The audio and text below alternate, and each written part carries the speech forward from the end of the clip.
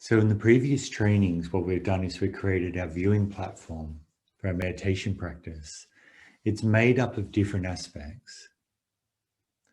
The first one in trainings number 1 to 2, we trained the flexibility of our attention.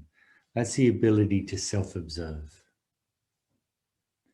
In trainings number 3 to 6, we trained our softening skills. That's the ability to soften, relax our relationship towards our experience.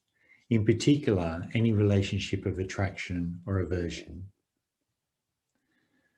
This was then applied to our mindfulness of breathing in trainings number 7 to 12. And in our mindfulness of breathing, what we did was we cultivated our attention. So trained the curiosity, we trained mindfulness and concentration, and we clarified our awareness. From this viewing platform, we then have the ability to develop understanding or wisdom. And the way to do that is we take these mental factors that were cultivated so far, we take these skills and we apply them to our experience of what's happening now. This can happen in 2 ways. First, we can just be aware of whatever is present to us now. So maybe my mind is a bit dull, maybe it's restless, maybe there's sound around, maybe I have discomfort in my body. Maybe I'm feeling very peaceful. All of these can be a subject of meditation. Maybe I'm worrying about something, thinking about something again and again, or fantasizing. These can also be observed. You can use the power that you've developed in your seated meditation practice to observe your mind and observe your relationship towards it. But also there's another way of observing, and this way allows us to intentionally cultivate understanding about different aspects of the mind and the heart. And this is, instead of just being aware of what is present to us, if not much is coming up, we can intentionally turn our attention in a specific direction, and we can investigate specific things. In the last 2 trainings, we did this. We did this by observing 2 things: the elemental qualities within our body, within our mind, and also we observed the perception or the overlay that our mind places on these elemental qualities. So remember what those elemental qualities were? Can anyone remember? Yes. Earth. So earth element, and that's a range of? Can you remember? Hard to soft. Hard to soft. So hardness, softness, and everything in between. Yes. The fire element. Fire element, which is a range of? Hot to cold. Hot to cold. So temperature element. So the experience of hot or cold within our body and everything in between. And? The wind element. Wind element, which is?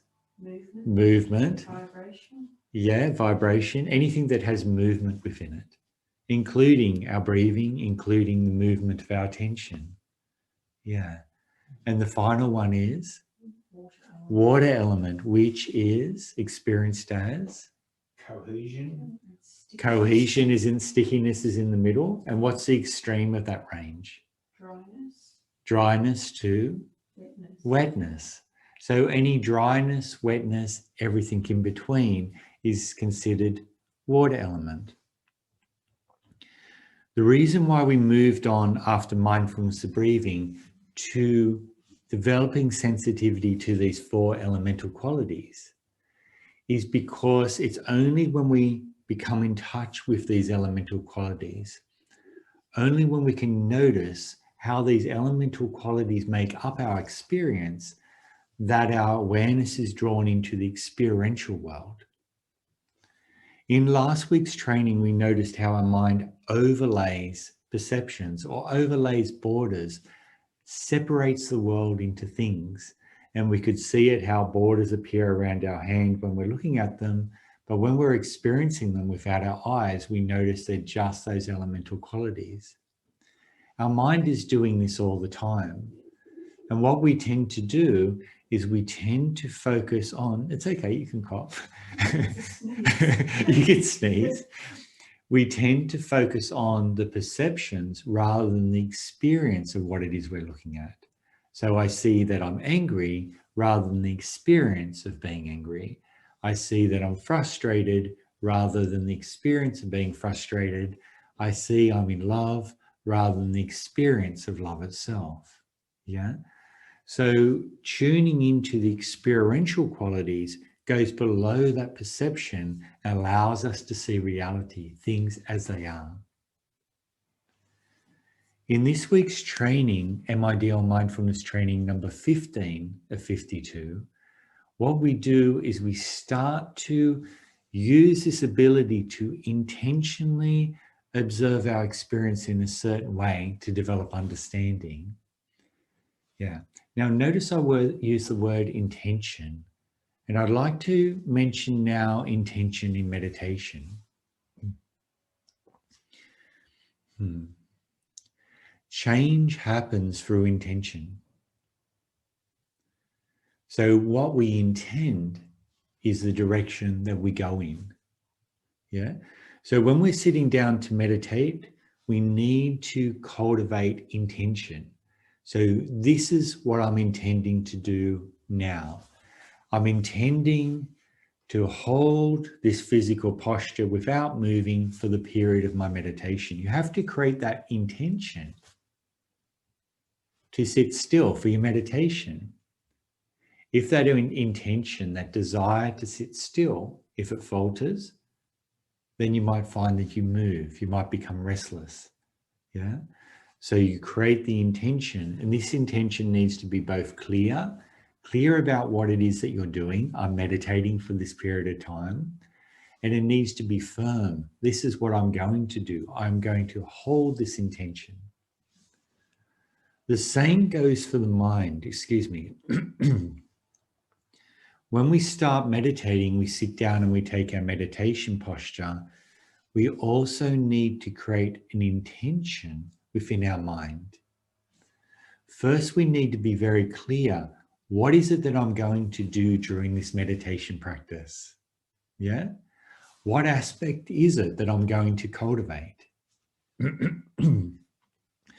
What aspect of my attention or what aspect of understanding is going to be developed during this practice?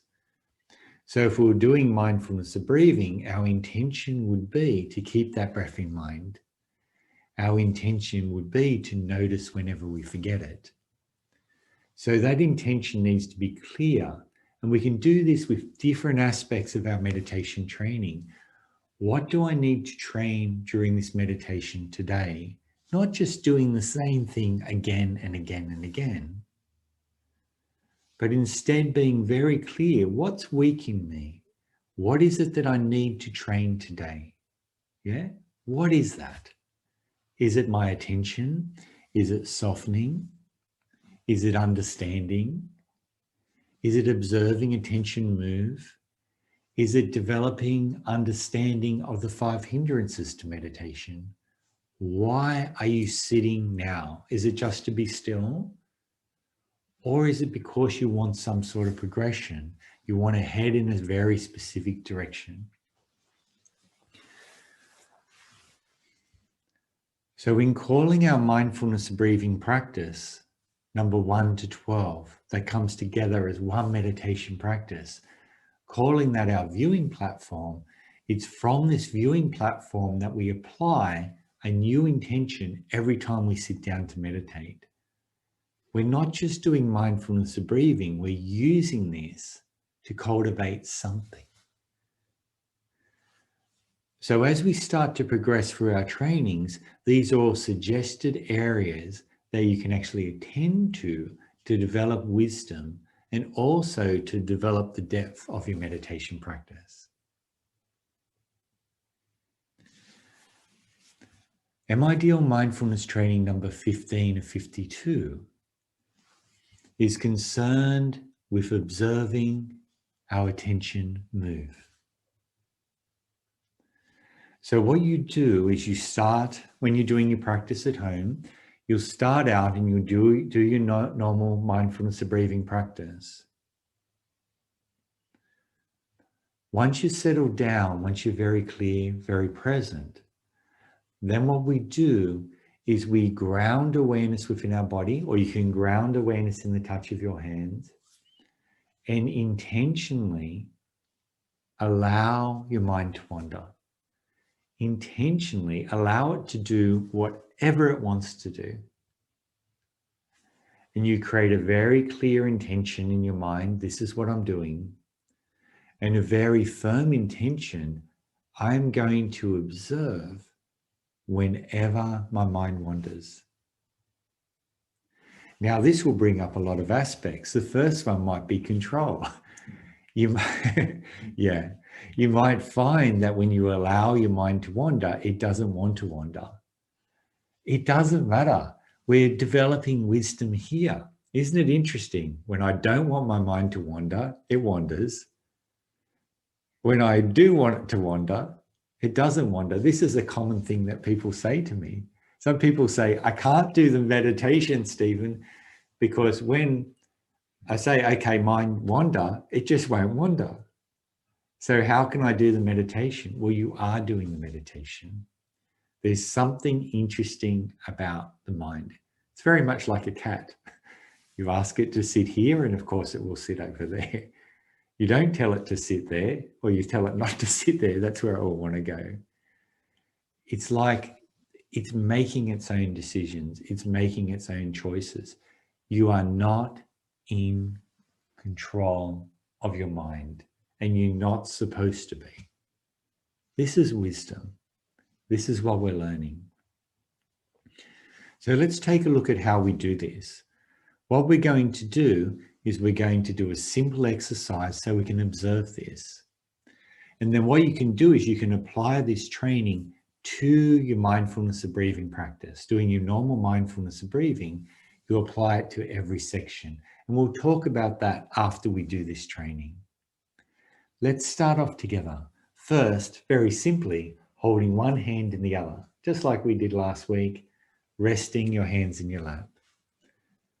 Allowing your eyes to gently close over.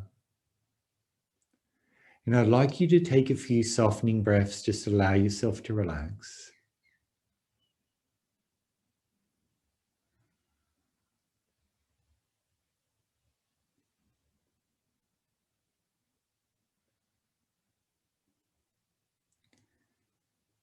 And just relaxing your awareness into your body.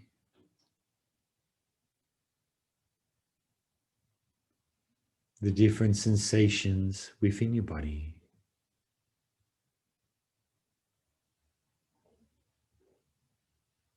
And gradually bringing awareness to the touch of your hands.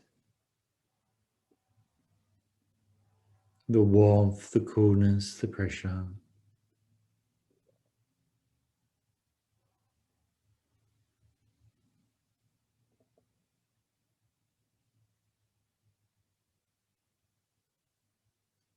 Becoming aware of how the perception of your hands starts to fade. Just feeling those elemental qualities of touch.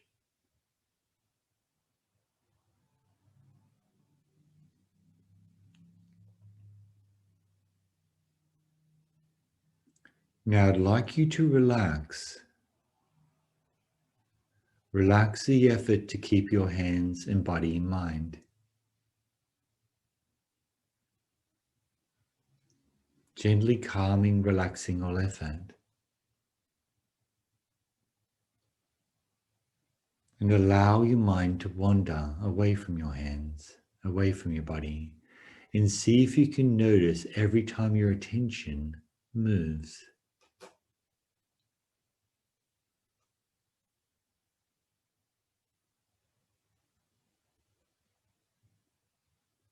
If you find you're controlling the awareness of your hands, Notice where you feel that control, that tension, and gently soften, relax it.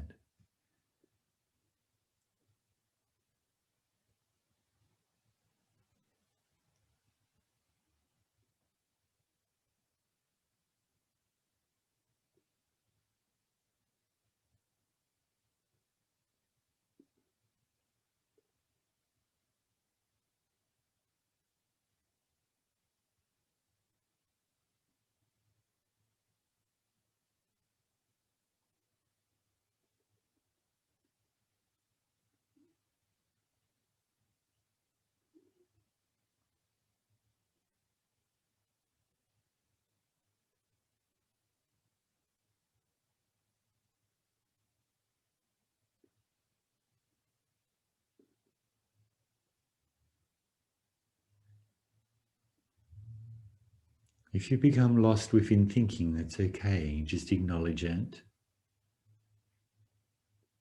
Bring your awareness back to the touch of your hands, relax, and allow your mind to wander. Allow your attention to move wherever it wants to. See if you can notice that movement.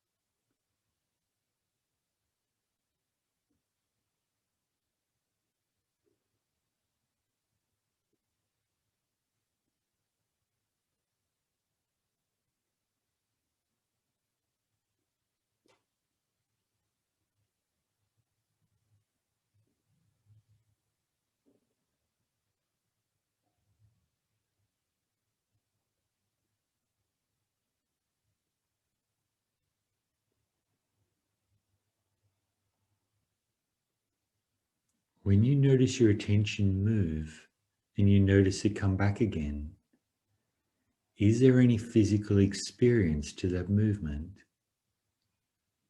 Can you notice any hardness or softness in that movement? Can you notice the wind element, movement itself?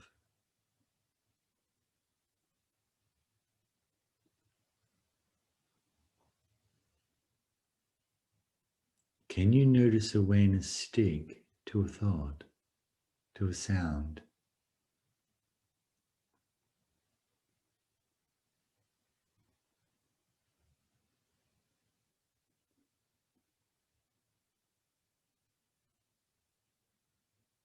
Okay, and you can open your eyes. Interesting. So can you see what I mean by creating an intention? So intentions are like steps. Each time we create an intention, it creates the next step and the next step. Our intention will direct our practice. Our intention directs our attention. Anytime I found that my meditation practice hasn't been progressing, I've also noticed a lapse of intention. Even if I was doing the meditation practice seated, the intention behind it wasn't there. The intention of being very clear, this is what I'm doing. This is where I'm developing. This is the direction I'm heading in. So make sure when you start your meditation practice to have a clear intention. Now, in that just there, is it possible to allow the mind to move? Mine did. Definitely. It did. Okay, there you go. So it did obey. Yes. Okay. What sort of movements could you notice? So we have very gross movements. That's when we get completely lost in a thought. Did anyone experience that? Yeah? Yeah? And then when you noticed when you came back, did that have a physicality to it? Can you feel like a boom? Or is it like you couldn't notice that transition? No, I noticed it, yes. So it has an elemental quality to it? Yeah, yeah. Mm. You know, I can really notice that with the micro. I could see micro movements like, and it literally has like a jolt to it. And when it comes back, it's like an elastic band. Is that what you feel too? Like springing back, boom. It goes, there's like a boom, boom back. You can actually feel the physicality of it. It goes boom, like that, boom. Mm.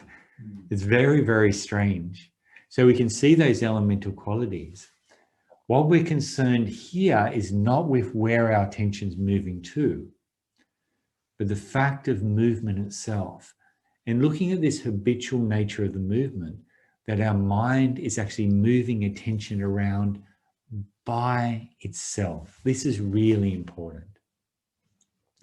If we're to observe anatta, not self, we'll observe it in those unintentional movements. That means we're not creating the intention for it to move. The intentions are arising by themselves. So looking at these points of change, these habitual movements of habitual movements of attention. We don't want to confuse intention and attention. What we do is we learn about that aspect and we start to see that habitual nature of the mind. So how do you apply it? It's a very simple practice. Well, what you would do is you would create your viewing platform. So you sit down for your normal mindfulness of breathing.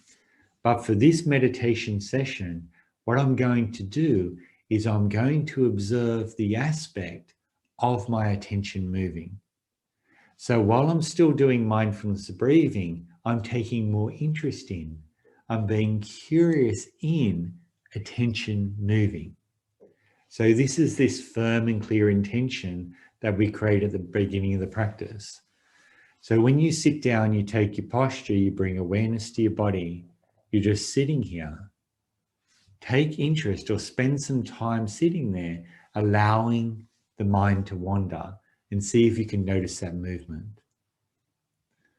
Then move on to your breathing coming in and out, as we did in earlier trainings, and then allow your mind to wander and see if you can notice those wanderings.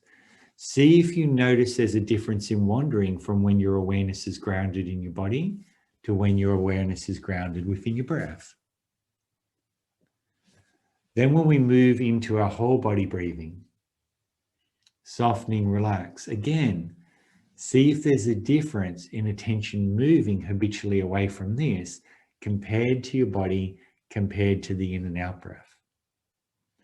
Then soften into stillness and see if you can notice those subtle movements of attention there, and then relax them, abandoning them, allowing awareness to sink into stillness. So we have these individual trainings. We have 52 of them.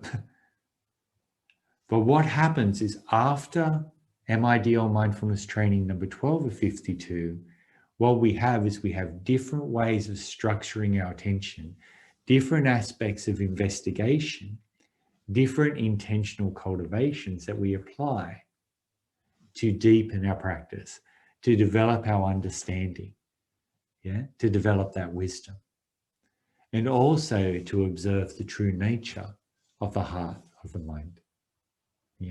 Did that make sense? Yes. Fantastic. Wonderful. Okay. Thank you so much for spending this time with me. I really appreciate it. Take care and have a wonderful week. And goodbye. Thank you. Thanks, Steve.